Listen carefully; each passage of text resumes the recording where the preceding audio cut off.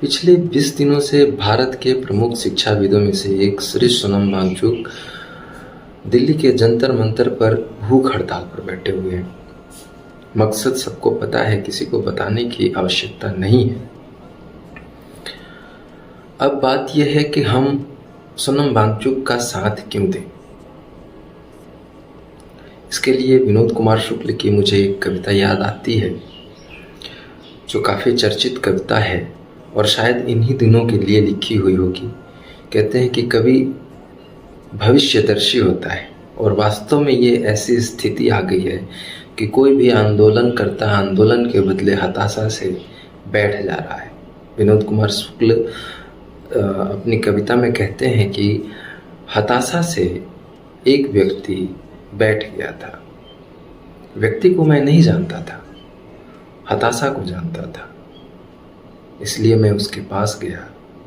मैंने हाथ बढ़ाया, मेरा हाथ पकड़कर वह खड़ा हुआ। मुझे वह नहीं जानता था, मेरे हाथ बढ़ाने को जानता था। हम दोनों साथ चले, दोनों एक दूसरे को नहीं जानते थे, साथ चलने को जानते थे।